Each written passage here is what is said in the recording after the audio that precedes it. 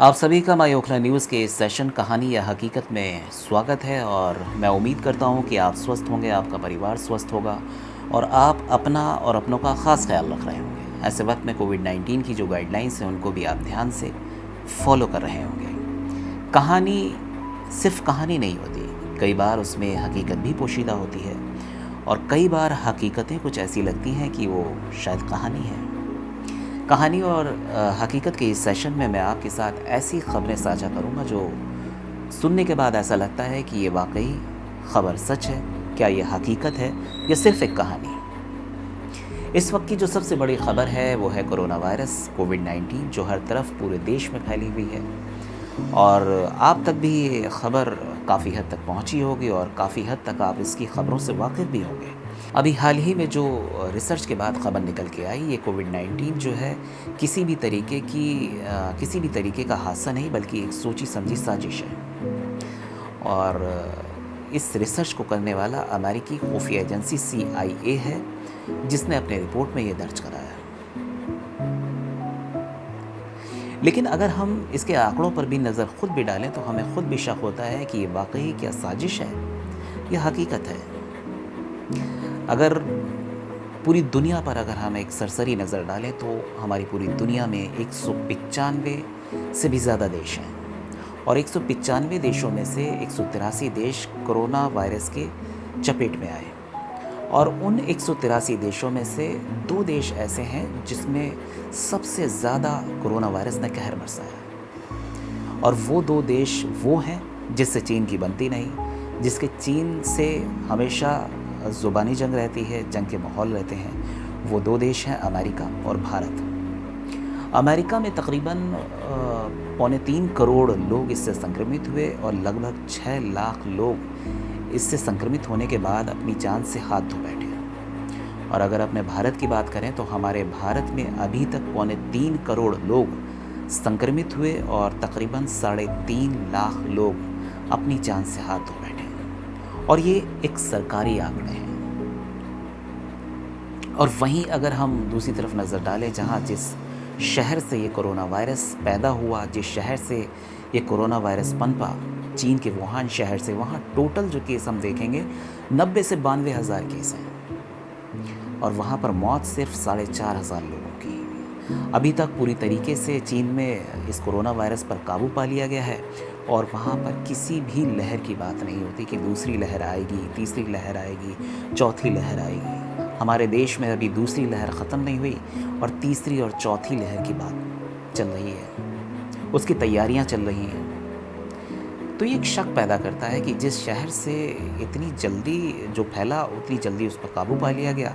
पूरी दुनिया में तकरीबन 17 करोड़ लोग इससे संक्रमित हुए और तकरीबन 35 लाख से भी ज़्यादा अभी तक लोग अपनी जान से हाथ धो बैठे हैं।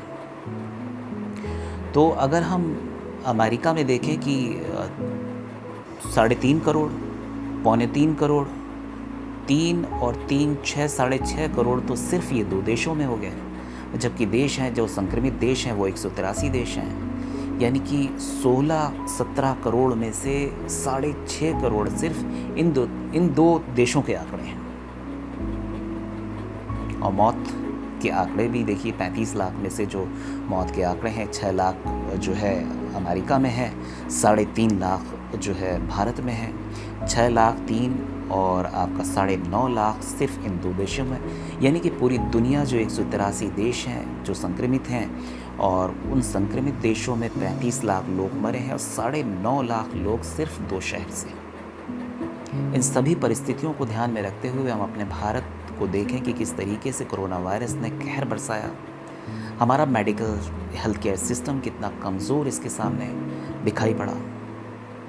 अगर हम अपने मेडिकल हेल्थ केयर सिस्टम की बात करें तो पूरे देश में 195 देशों में से अगर हम अपने भारत की मेडिकल हेल्थ केयर सिस्टम में रैंकिंग देखें तो हमारी रैंकिंग 179 आती है, जो कि बहुत ही कम है। 100 के अंदर भी हम नहीं आते। हमें इसके लिए जागरूक होना चाहिए, एक दूसरों को जागरूक भी करना चाहिए, जिससे कि आने वाले वक्त में अगर इस तरीके की महामारी आए तो इससे मजबूती से निपटा जा सके। हमारा हेल्थ केयर सिस्टम पर जो बजट खर्च होता है हमारे देश का, वो सिर्फ 3.5% है और वहीं अगर हम अमेरिका के देखें तो उसके बजट का 17% सिर्फ हेल्थ केयर सिस्टम को दिया जाता है।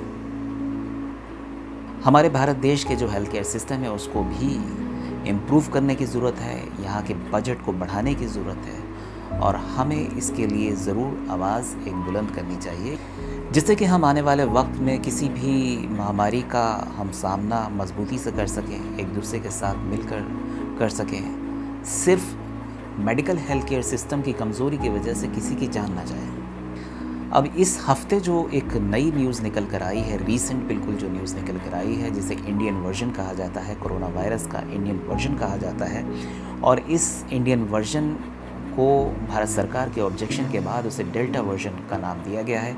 ये डेल्टा वर्जन जो है यूके और चाइना में एक बार दोबारा से फिर दस्तक दे रहा है। चाइना में कुछ केसेस दोबारा सामने आए हैं, यूके में भी केसेस आए हैं।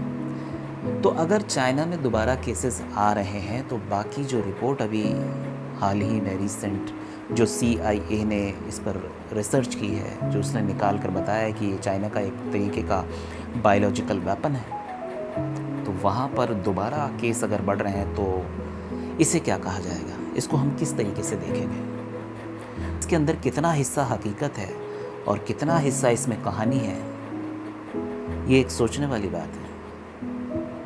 आप ज़रूर मुझे कमेंट करके बताइए कि आपको क्या लगता है कि ये कहानी है या हकीकत है। मैं उम्मीद करता हूँ कि आप मायूखला न्यूज़ को सब्सक्राइब करेंगे, हमें सपोर्ट करेंगे और लाइक भी करेंगे, जिससे कि मेरा मनोबल बढ़ता रहे और आने वाले वक्त में मैं आपके लिए और भी देश के दूसरे कोनों से भी खबर लेकर आऊँ और आप तक वो खबरें पहुँचाऊँ। आप ही के अपने ओखला क्षेत्र का चैनल है, आपसे जुड़ी खबरें होंगी, देश के दूसरे कोनों से भी जुड़ी खबरें होंगी, तो हमारा चैनल भी आप तक रीच और पहुँचेगी। तो उम्मीद करता हूँ कि आप मेरा मनोबल बढ़ाएंगे। आज के लिए इतना ही, कहानी और हकीकत के इस सेशन को आज पहले एपिसोड में इतना ही और दूसरे एपिसोड बहुत जल्द मैं आपके लिए लेकर आऊँगा।